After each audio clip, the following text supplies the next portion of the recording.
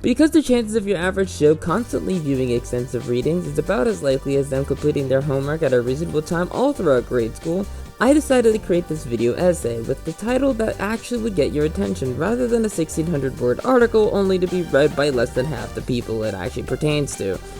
Never mind the fact that the previous article I wrote is now more dated than the box of milk I probably forgot to drink several months ago. In this series, I primarily take hot takes on subjects pertaining to current events after giving insight as to what already initially happened to help you provoke some thoughts, discussion, and hopefully action in some cases. I'm Kurt Rocket, and this is Rocket Takes. Okay, so what the heck am I even talking about? Well, if you aren't caught up with all the drama between Twitch and its community, I can give you a brief TLDR, known as Too Long, Didn't Read or Watch. For the record, in this video I'm only going to refer to bans on the platform as suspensions, to avoid any confusion with the technical terms. In short, people are confused with the moderation on the platform since some people are getting suspended for seemingly absurd reasons, while others simply don't get suspended at all even if it clearly shows that something is definitely wrong within the stream. What exactly am I referring to? A lot! While there are many instances in which I can pull from, I'm only going to be picking from a handful of these issues. Since everyone and their cat is expecting me to mention Alinity, another broadcaster on Twitch who both fed her cat vodka and yeeted her cat off the face of the earth when he jumped on her keyboard, I will be mentioning her. Yep, there you go. I'm not wasting too much time over one person. Okay, so this is interesting and all, but why does any of this actually matter? Well, outside of the large discrepancies people feel in terms of suspensions that are handed out on Twitch, I think it's time that we stop looking at the indecencies for one quick moment to look at the larger picture at hand. The safety operations team and trusted safety found on Twitch as a whole. Well, I already went on a tirade of this on Twitter, but it usually doesn't get the amount of traction that I think it should. By the way, you should follow that. Instead, I'm pretty much just going to repeat most of those things that I've said already to help save you the time of searching my Twitter for the tweets, when really you could have been following my Twitter in less time.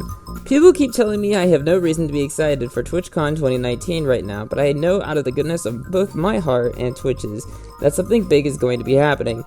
A hot take with why I'm disappointed by the social media outlets trying to make a fool of Twitch. While people are outraged about Twitch and the actions held on the company, many people forget what even occurs in the process of these bans in the first place. Context is considered and matters to a huge extent. Without it, of course, all the suspensions given on Twitch look absurd. Yet somehow we trust third-party media outlets, such as articles, blogs, profiting off of others' misinformation on the subject, at face value more than we do someone with access to the full context of things. We take things at face value. Why? These aren't grade school rumors. This also ties into our current situation with present-day society and the nature of cancel culture, or the ideology of removing a person or entity from communities or society as a whole for their mistakes they've made. Taking things at face value contributes to that same idea. This isn't to say that Twitch hasn't made major mistakes before. Much like all of us, the company is run by humans. We as humans make mistakes, some larger than others. However, we cannot discredit everything they've done for us in the past by defining them by their mistakes. Yesterday, Twitch shaped our past into a lasting memory of many moments shared good and bad. The laughs we shared, the tears we shed, and the purple we bled through it all. This is what changed the future of our younger generations today. Why are we simply throwing it away? I'm not saying this as a euphemism saying you shouldn't move to another platform if you don't want to be on Twitch. By all means, if you don't like it here, no matter how much you try to like it, then don't be here. It's that simple. Always take care of yourself first. However, if you don't want to even touch Twitch just because of the things you've heard or things people have said, take a moment to do some research on what exactly is Twitch in both perspectives. You'll see the large contrast between the most popular views. Then you can take your own stance. I believe that Twitch, with intents and purposes, does its best to make the community as best as possible. I believe that for every slip made, millions of people alike simultaneously are made blissful. Decency is not news. It is buried in tweets, articles, and deceits, but is a force stronger than hate. I believe in the redemption, and the time it takes for people to focus on themselves and improve what they are capable of. If we do not give Twitch that opportunity to improve in moderation, we aren't giving them the time for what we want them to be. I believe in Twitch. While I'm not here to change your mind, we're in a strange part of our society where we often forget about the conscious goodness that thousands of people working at Twitch have for you, the community. For this, I'd like us to remember our noble, essential decency we have as humans. In the news industry, I've often heard the saying, if it bleeds, or in this case, Twitch as a company, it reads. Why don't we just bleed purple instead? Now I know this ultimately can come off as extremely biased due to the fact that I kinda do a lot of community moderation on Twitch, but bear with me for a moment before you make a funny joke asking about the context of validity throwing your cat off the face of the earth or feeding it vodka. Back before TwitchCon 2019, think about how lacking tools were for everyone in terms of both chat moderation and reporting. And no, while chatbots do count, third-party tools such as FrankerFaceZ, BetterTTV, Chatty, and Chatterino do not count. The only acceptable tools we had for controlling any size chat, not counting general-purpose bots, were Moobot, Obot, and FossaBot. FossaBot being the cool kid around the block that nobody really knows about yet. While there were some tools added within Vanilla Twitch along the way to make it easier to moderate chat rooms, it still wasn't enough. Enter TwitchCon 2019. Everything is changing. Suspensions will give context so you're not left in the dark with your suspension in the first place. More native chat moderator tools in Vanilla Twitch. Local auto mod if the streamer you're watching doesn't know how to moderate for their lives or to block out some of your PTSD triggers. Since, yeah, that is definitely a scary spot to be in. If Twitch really didn't care about the community, they wouldn't be adding these features, they wouldn't be considering context, they wouldn't be enforcing such rules, and they wouldn't be giving us all these resources if they didn't care. If they didn't care, they would not have given us chat logs. If they didn't care, they would not have given us local automod. If they didn't care, they would have kept it without context. You wouldn't have been able to see your VOD. You wouldn't have been able to see the clip that got you suspended. You wouldn't have been able to see all this. You wouldn't have been able to get all this information.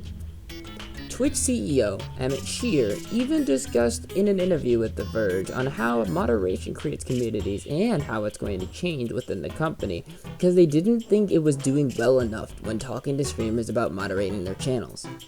First though, something needed to be established, the true philosophy behind the company, the platform, and its community. Though it wants to be for everyone, Twitch isn't for everything. It's very explicitly not a free speech platform, said Shear, which is a big difference in philosophy between Twitch and its peers. I hope people can express themselves. I hope they can share their ideas, share their thoughts. But we're not a platform for free speech. We're not upholding the First Amendment, that's the government's job. We're a community, and communities have standards for how you have to behave inside that community. And so we think that it's not anything goes. Okay, wait a second. Is he really oppressing us here, saying that we're simply not allowed to say whatever we want? Well, not really. While I may not be a complete legal expert, you still do have your First Amendment technically being upheld by giving you the freedom of speech to type within a chat room, since you're not limited to sending these messages regardless if they violate Twitch community guidelines and terms of service, assuming you're in an unmoderated chat such as your own broadcast when it's offline. However, you're also subject to whatever the repercussions may be as a result of your speech and diction.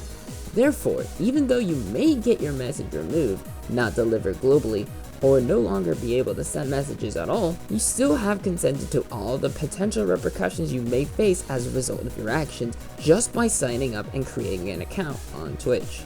Okay, this is great and all, but what about everyone else? What about all the people that are getting more suspensions than a high school student vaping on campus? Well, that depends. It is a case-by-case basis after all. What exactly are they doing? What's happening on both sides of the story? Where and what is the context? And why were they suspended? These are the things that should be considered before you make your judgment call as to whether something was unjust or not. While I can't speak for everyone's suspension, I would highly advise all of us to just take a quick refresher on the Twitch community guidelines, Twitch terms of service, and where applicable, the Twitch affiliate agreement or your Twitch partner agreement respectively. If you ever feel you were done wrong even after reading all this, the least you can do is just send an appeal. Even if it is an indefinite suspension, though I would give yourself some more time if it was an indefinite suspension. As for past people that weren't getting equal suspensions as the rest of us when they truly should have after literally breaking the law, That also depends on whether or not they got any sort of repercussion in the first place. Consider the following analogy. You are in grade school. Your classmates are all types of users, regardless of affiliate or partner status, and your teacher is a random safety operations specialist. Let's say one of your classmates shoved you off the swing set and you reported them to your teacher. At that point, it was then your teacher's responsibility to issue a response to prevent this response from happening again. They then tell your classmate to apologize to you for shoving you off the swing set and forbid them from using it in the swing set for the rest of the day. Not like the apology meant much anyway, since it was simply a slap on the wrist saying, no, don't do that. The next day they're back on the swing set, but you still don't want them to be back on that swing set. So you try to tell your teacher that they shoved you off again. But they saw how they were on the swing set first, and they didn't simply push you off, and so they just ignore you. Okay, so how is this analogy even relevant? What am I even talking about? Well, in short, this idea of cancel culture, so to speak, comes with the idea of trying to enforce double jeopardy, or multi-jeopardy. As you can imagine, double jeopardy is not fun unless you're winning $10,000 on a TV show. While there are certain circumstances where I do think it should be applied, such as an improper punishment for quite literally domestic abuse, I strongly disagree with the idea of double jeopardy being applied to everyone. In fact, I'm pretty sure most of us would not be where we are today if we were able to get punished a multitude of times for the exact same action. Yeah, I'm looking at you. I'm pretty sure you wouldn't even be here too. To what extent do I think multi-jeopardy should be applied? That's a topic for another time. Moral of the story, just give people a chance because everybody's still trying to do their best most of the time. It's not like Twitch is going out of their way to say, no, you're not allowed to have fun, none of that. They really are trying to look up for us. It's just like how all of us would look up for our friends and family. Twitch considers its community to be family. And you know, that is something that we really can't just reproduce like that. The effect of having one kind of family like that, it really does mean a lot. And I hope you guys like the series of Rocket Takes, because this is something I wanted to do for a long time, but I was waiting until I met some certain requirements. I like taking hot takes, I like having my own views on things, and I like being able to get it out there. Well, of course, sometimes they're controversial, but most of the time I wanted to be able to have something that's going to be good. Nevertheless, that's Rocket Takes. Probably on the next time I do Rocket Takes, I'm going to be talking more about moderation, but this time I'm going to be talking about broadcast chat moderation in particular. At the end of the videos, I'm probably going to go on some dumb rant or some tangent like this as usual. A couple things I do want to mention. Stay hydrated, drink some water. Make sure you eat some food, do all your stuff, take care of yourself, you come first. That's why Twitch is doing all this too. They're taking care of its community first because it's kind of straying away from what Twitch originally was. And yeah, make sure you guys follow, subscribe, like whenever you can to support. Also check out my Patreon, patreon.com/KirbyRocket. That's patreon.com/KirbyRocket. There are far too many benefits for me to name off the top of my head. So thank you guys so much. If you're also watching on Twitch, be sure to subscribe using your Twitch Prime. Go to twitch.tv/prime to find out more information, or just go to amazon.com/Twitch and it should be able to tell you more info about that. Until next time, this is Kirby Rocket signing out, and I hope you guys have an awesome day. Bless.